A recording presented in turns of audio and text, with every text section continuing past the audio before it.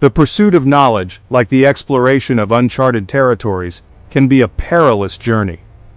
In the annals of scientific discovery, amidst the triumphs and breakthroughs, lie tales of extraordinary minds met with extraordinary resistance.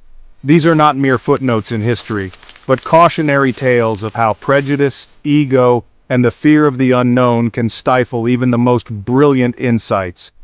Join me now, if you dare, as we venture into the shadows of scientific progress where brilliance and blindness collide, and where the quest for truth often comes at a great and sometimes tragic cost. The history of science isn't just about discoveries, it's a saga of pride, prejudice, and profound apologies.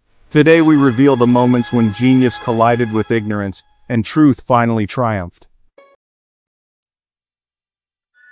Our journey begins in the year 1633, amidst the hallowed halls of the Inquisition.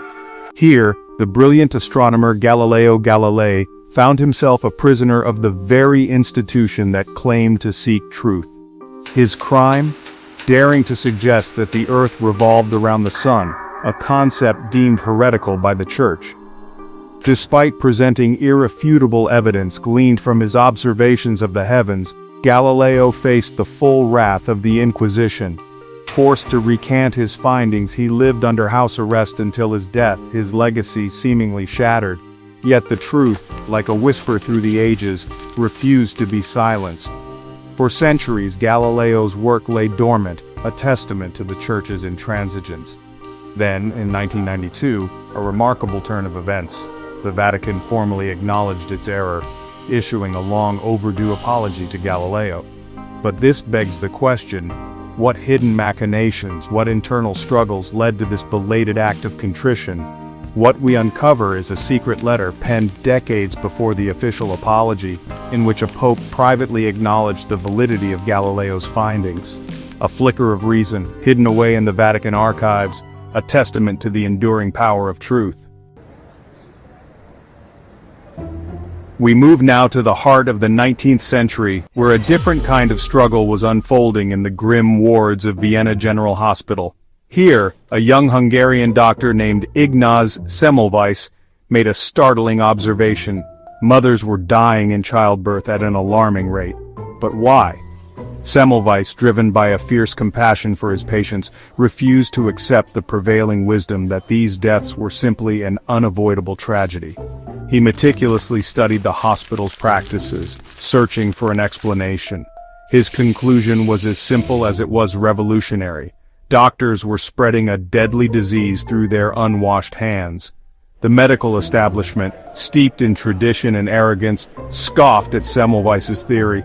They ridiculed his insistence on hand-washing, dismissing it as the ravings of a madman. Driven to despair by his colleagues' ignorance, Semmelweis suffered a mental breakdown and was committed to an asylum. Tragically, Semmelweis himself would succumb to the very infection he desperately tried to prevent, his warnings ignored until long after his death.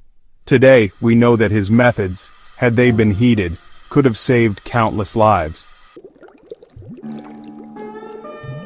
Fast forward to the 20th century, where the quest for truth led one scientist to take a most unorthodox and frankly, stomach-churning approach. His name was Barry Marshall, and his adversary was a stubborn medical dogma surrounding the cause of stomach ulcers. For decades, the prevailing theory held that stress and spicy food were the culprits behind these painful lesions. Marshall, however, suspected a bacterium called Helicobacter pylori was the real offender, but how to prove it? In an act of audacious self-experimentation that made even his colleagues squirm, Marshall ingested a solution laced with H. pylori, intentionally infecting himself. The result? He developed a raging case of gastritis, confirming his suspicions. The medical community, initially appalled by Marshall's methods, was eventually forced to concede. He had provided the most convincing evidence yet, albeit through a rather unpleasant self-inflicted ordeal. The Nobel Committee, no doubt with a mix of admiration and nausea, awarded him the prize in 2005, recognizing his disgusting yet groundbreaking contribution to science. Chapter 4. The Stolen Nobel. Our journey takes a poignant turn as we delve into the world of molecular biology. Here, amidst the race to unravel the secrets of DNA, we encounter a brilliant scientist robbed of her rightful place in history, Rosalind Franklin. Franklin's expertise in X-ray crystallography proved instrumental in capturing the iconic Photo 51, an image that revealed the double helix structure of DNA.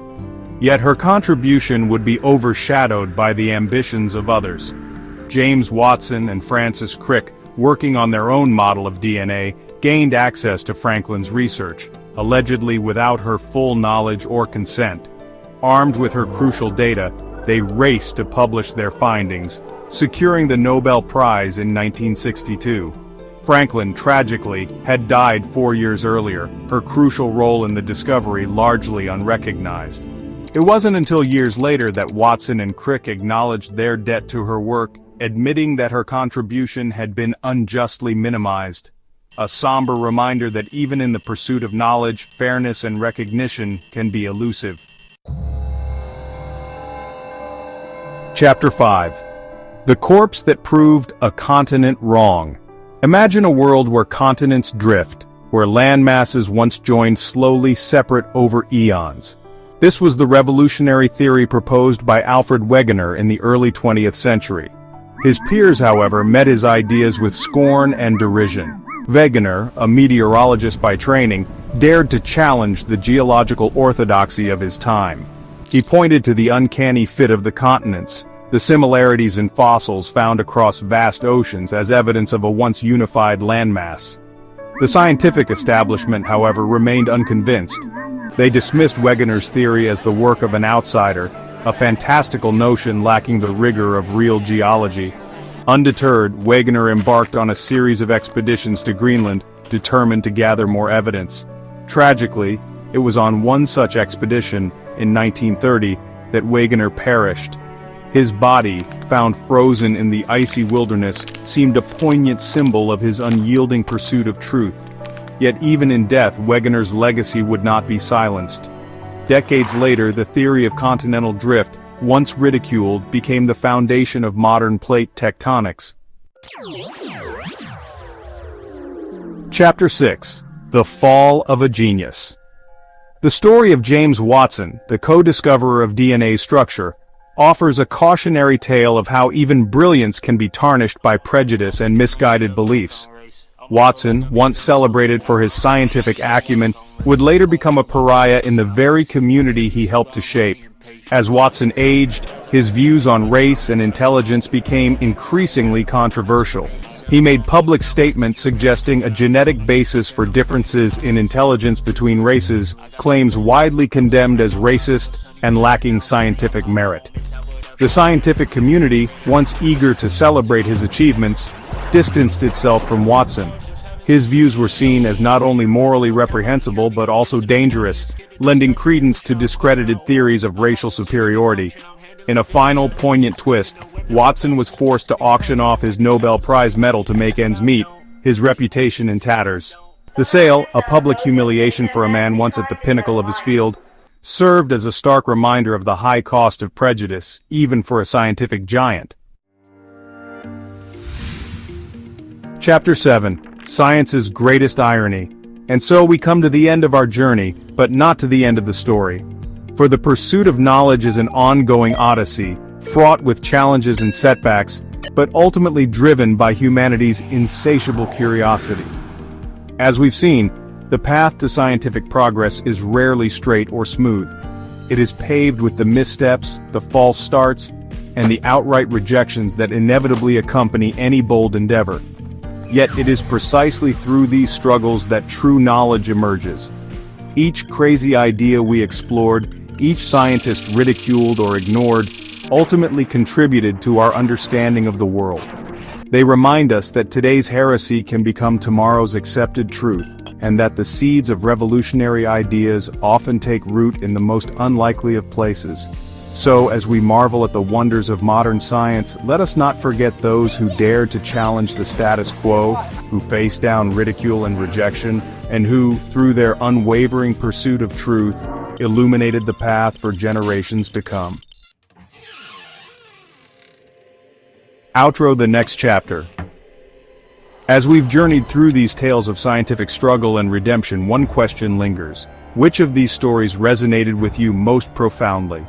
Whose fight for recognition, for justice, for the simple acknowledgement of truth struck a chord within you? Let us know in the comments below, using the hashtag #JusticeFor and the name of the scientist who moved you. For in sharing their stories, in keeping their memories alive, we honor not only their struggles but also the enduring spirit of scientific inquiry. And remember, somewhere, perhaps in a lab down the street or across the globe, the next Galileo, the next Semmelweis, the next Franklin, is facing down skepticism and resistance. Their ideas, dismissed as outlandish today, may hold the key to unlocking tomorrow's breakthroughs. Let us strive to meet their insights with open minds, recognizing that the pursuit of truth is a collective endeavor, one that demands both courage and humility. Which scandal shocked you most? Comment your justice for pick. And remember, the next Galileo might be getting laughed at right now.